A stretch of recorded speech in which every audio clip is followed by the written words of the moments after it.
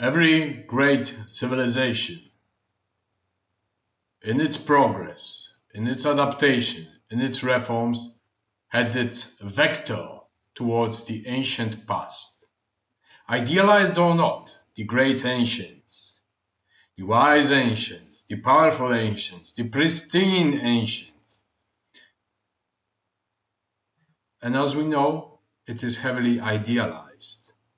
But without this coordinate system, by reburying the pages, recreating the values, discovering what worked, philosophizing and building a bridge from the ancient times to modernity, we are barren as humanity.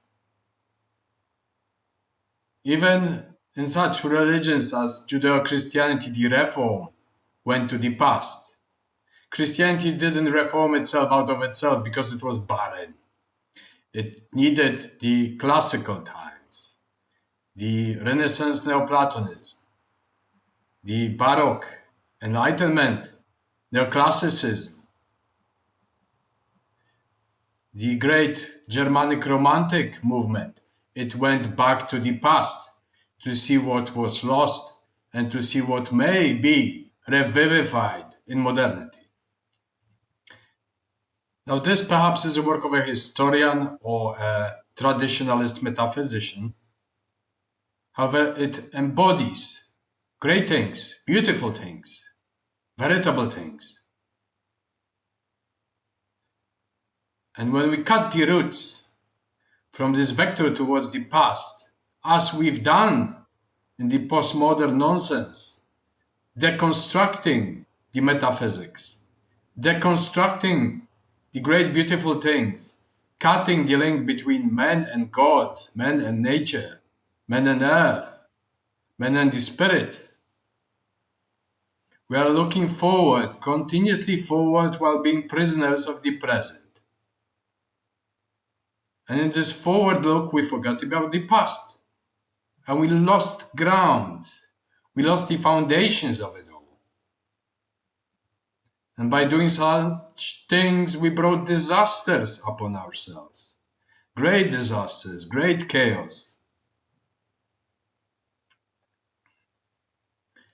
And it is only by looking towards the prime wisdom, knowledge, verity, arete or aretology, the virtue-based politics of the past, idealized or not, we have a coordinate system to which we may aspire.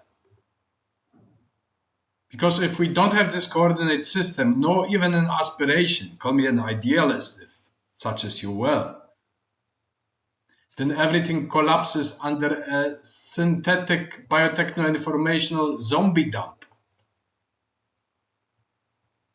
of whatever you procreate, create in the horizontal sense. The vertical is lost. The place of man in the world is completely lost. And once the vertical collapses into the horizontal, you procreate in a mud of swine, in something completely disgraceful, stripping, defacing, defanging yourselves as human beings, deprived of humaneness, humanitas. Because with each new generation, this education is repeated. Like in the ancient times, the tradition was carried on by spoken word, taught to families, taught to new generations to come. Every time the story is retold.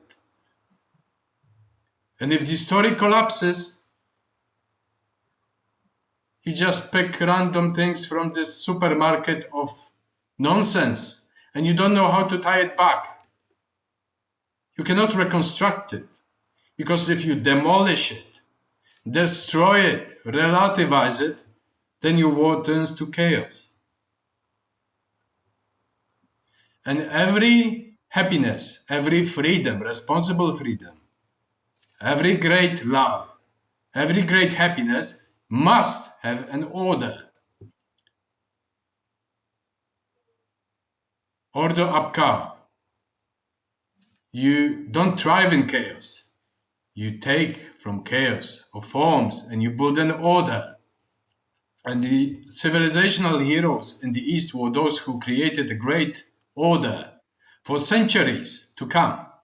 That was reformed, took on many guises, and then it was reformed again because times change, technology progresses, science progresses. You reform, but your great grand historical narration is fixed on the past and the past and the past, and you loop and cycle and weave this fabric anew.